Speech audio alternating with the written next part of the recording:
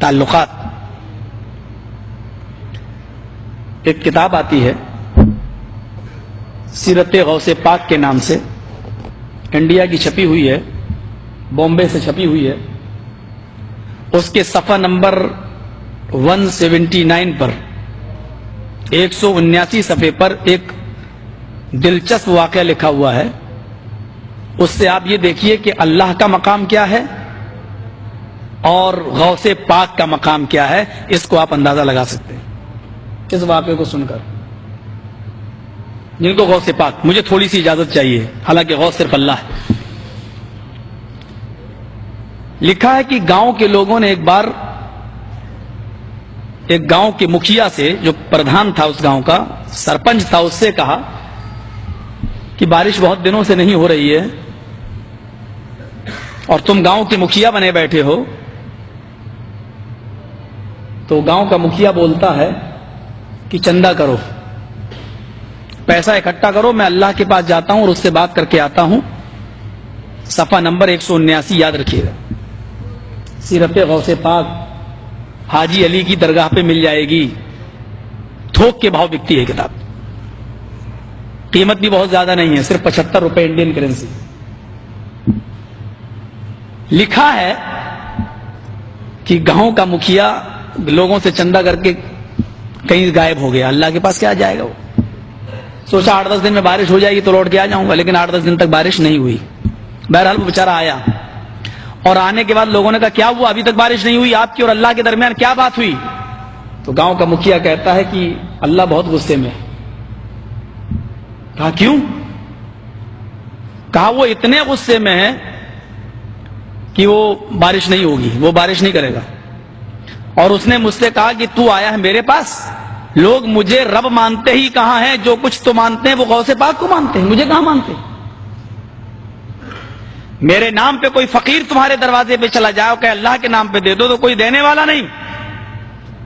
اور بڑے پیر صاحب کے نام پر اگر کچھ مانگ لیا جائے، عبد القادر جیلانی کے نام پر، تو 11ویں کی ڈیگے لے لو، حلوے لے لو، بریانی لے لو، وہ ساری چیزیں لوگ مجھے مانتے ہی کہاں، سب کچھ تو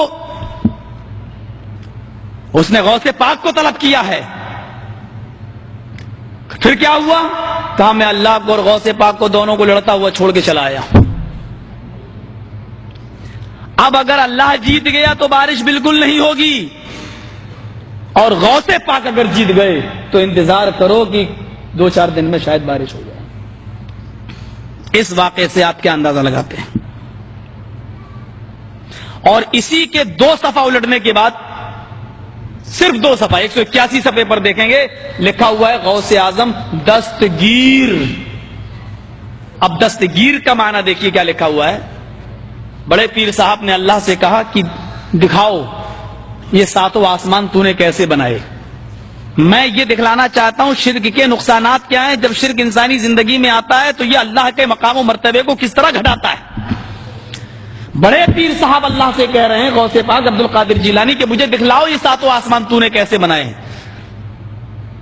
گویا کہ یہ انجینئر تھے، سگنیچر ان کو کرنا تھے. اللہ تعالیٰ ان کو لے کے چلا. پہلا آسمان دیکھا، کہا بالکل ٹھیک. دوسرا دیکھا، کہا مستحسن، اچھا ہے. تیسرے کو بھی پاس کر دیا.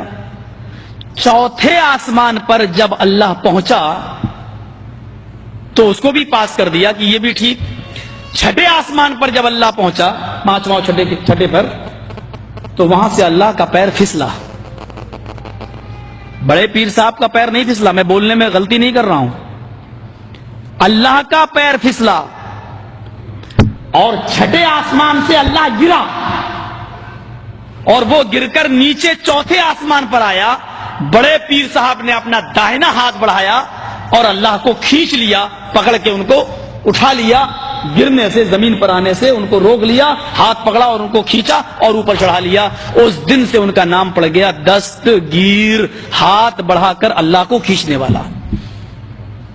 یہ دستگیر کا معنی یہ ہے، ہاتھ بڑھا کر اللہ کو کھینچنے والا. میں سمجھتا ہوں کہ اللہ کی جو رسوائی اور ذلت اس فرقے نے کی ہے، شاید ہندوؤں کی مذہبی کتابیں بھی اگر آپ پڑھ ڈالیں تو یہ نہیں ملے گا آپ کو.